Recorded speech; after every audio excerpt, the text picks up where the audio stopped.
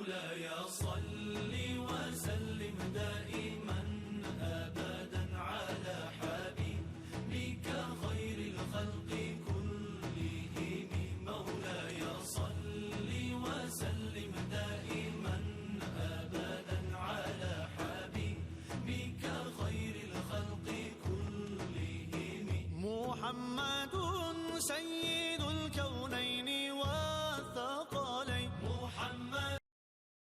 أعوذ بالله من الشيطان الرجيم. بسم الله الرحمن الرحيم.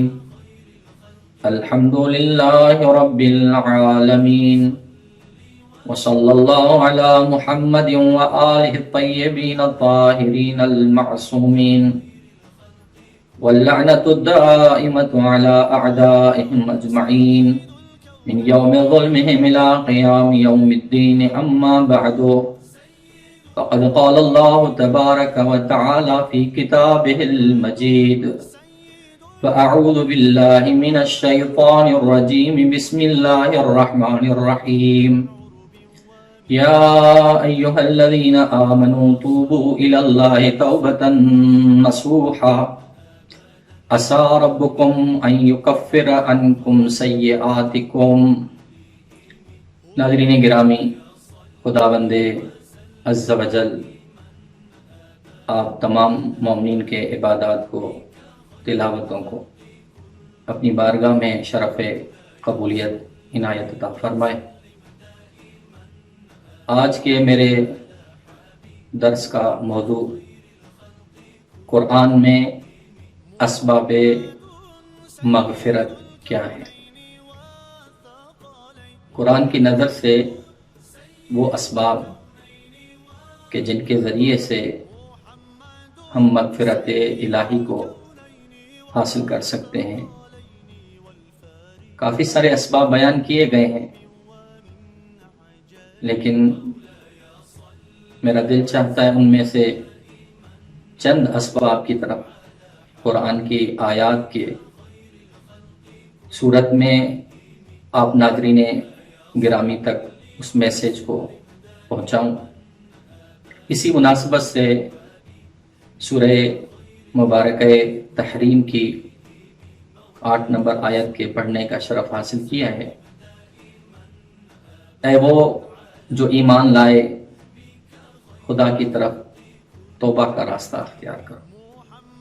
توبہ بھی کون سی؟ خالص توبہ.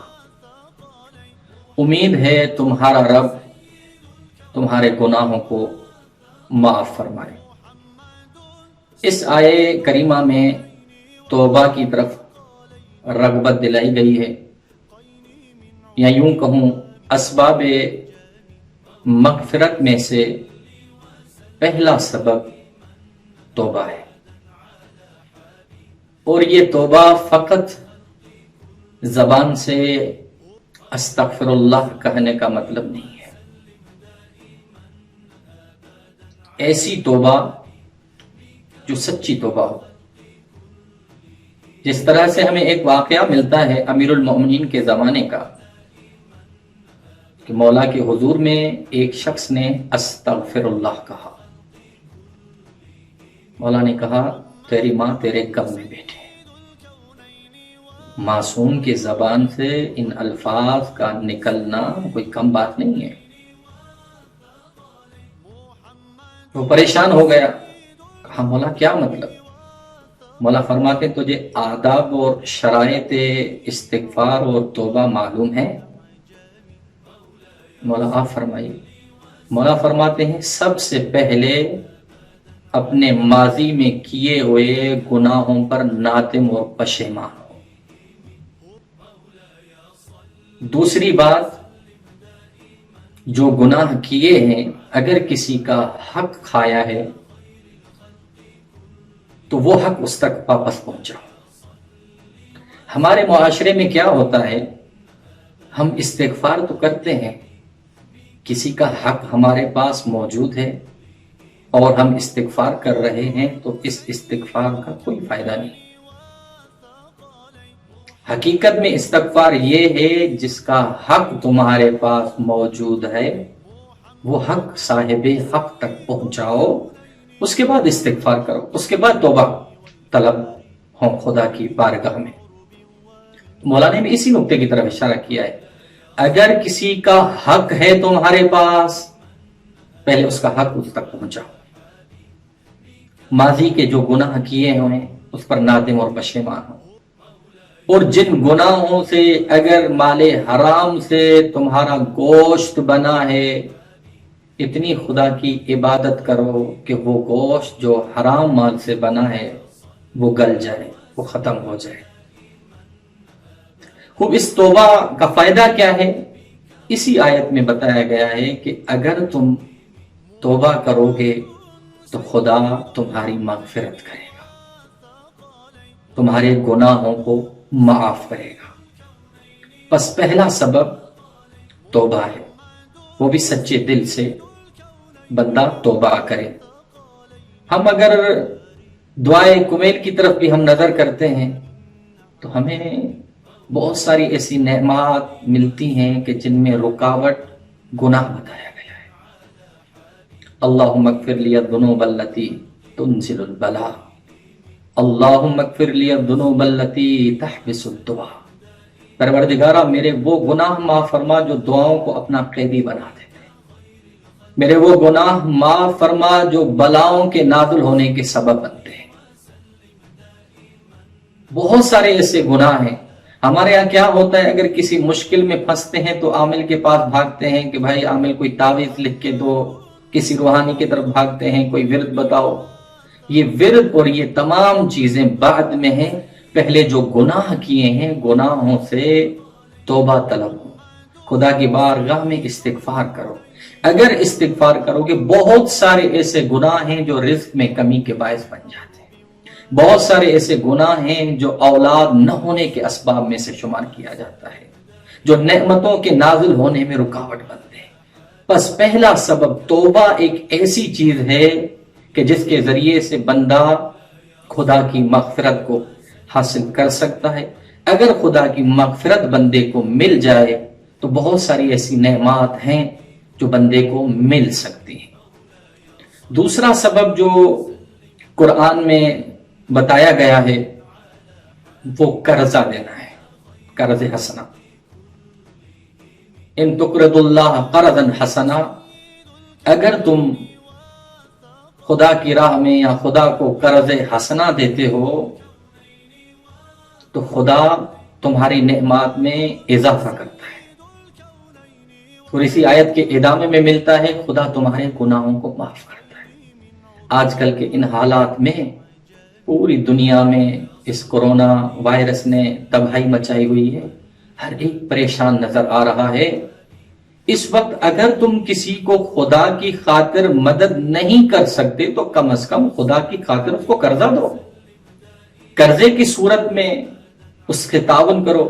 تو یہ قرضہ ایک ایسی نعمت ہے کہ جس کے ذریعے سے خدا بندے کے گناہوں کو معاف کرتا ہے۔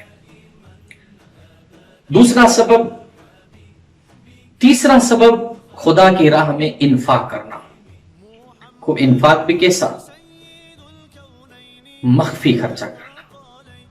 جس طرح سے قرآن میں ہمیں آیت ملتی ہے سورہ مبارک بقرہ میں، ان تبدوا الصدقات فنعما ہی، اگر تم ظاہری صدقہ دیتے ہو تو بہت اچھی چیز ہے، وَإِن تُخْفُوهَا وَتُؤْتُوهَا الْفُقَرَاءَ فَهُوَ خَيْرٌ لَكُمْ، لیکن اگر اسی صدقے کو تم فقراء کو دیتے ہو اور مخفی دیتے ہو تو یہ تمہارے لیے بہتر ہے۔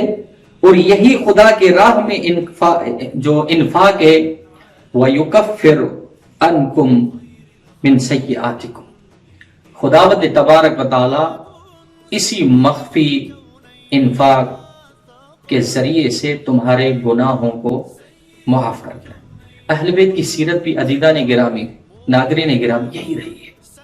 اگر اہل بیت کی سیرت پر ہم نظر کرتے ہیں، اگر معصوم کے پاس کوئی سائل آتا تھا اور مولا اپنے دولت قدا کی طرف جاتے تھے اس کے نیاز کو پورا کرنے کے لیے، تو مولا پیسوں کی تھیلی فقط ہاتھ باہر کرتے تھے اور وہ تھیلی لے لیا کرتا تھا۔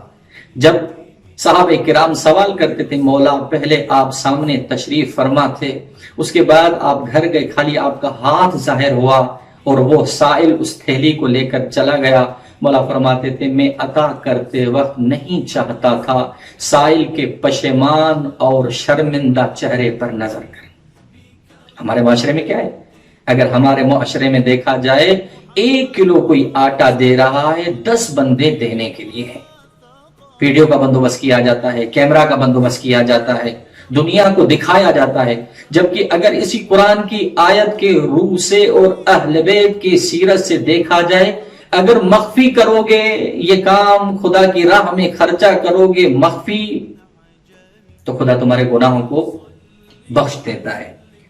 اسی طرح سے ایمان اور عمل صالح، والذین آمنوا وعملوا الصالحات وآمنوا بما نزل علی محمد، وہ جو ایمان لے آئے، اعمال صالحہ کو بجا لاتے ہیں اور ایمان لے آتے ہیں اس چیز پر جو محمد پر نازل ہوئی اور یہی حق ہے، اور اسی آیت کے ادامے میں ملتا ہے، تو خدا اس کے ذریعے سے، اسی ایمان اور عمل صالح کے ذریعے سے آپ کے گناہوں کو درگزر کرتا ہے، آپ کی مغفرت کرتا ہے۔ بس اگر میں خلاصہ کروں آج کی اس گفتگو کا، تو وہ اسباب جو مغفرت الہی کے حصول کا باعث بنتے ہیں، سب سے پہلی چیز توبہ ہے، دوسری چیز خدا کی راہ میں خرچہ کرنا، وہ بھی مخفی، قرضہ دینا، اور چوتھی چیز آج کی گفتگو کے حد تک ایمان اور عمل صالحہ کو بجا لانا۔ بس یہ وہ چیزیں ہیں کہ جس کے ذریعے سے ہم خدا کی مغفرت کو حاصل کر سکتے ہیں۔ دوسرے لفظوں میں مغفرت الہی کو بھی بہانے کی تلاش ہوتی ہے۔ اگر بندہ کوئی گناہ کرتا ہے تو وہ خدا سے دور ہو جاتا ہے، اور ان اسباب کے ذریعے سے بندہ خدا کے قریب ہو جاتا ہے، اور وہ خدا اتنا قریب ہے، اتنا کریم ہے۔ دنیا کے لوگ جتنی ترقی کرتے ہیں، کوشش کرتے ہیں کہ وہ آپ سے اپنے آپ کو بلند اور جدا کریں، لیکن کریم اور قدوس اور طاہر کہتا ہے جتنا بھی گناہگار ہے آ تو میرے قریب آ، میں تیرا قرب چاہتا ہوں۔ خدا سے دعا گو ہیں اللہ سبحانہ و تعالی ہمیں توفیق عنایت عطا فرمائے اور ہم خدا کی مغفرت کو حاصل کرنے میں کامیاب ہو جائیں۔ السلام علیکم ورحمۃ اللہ وبرکاتہ۔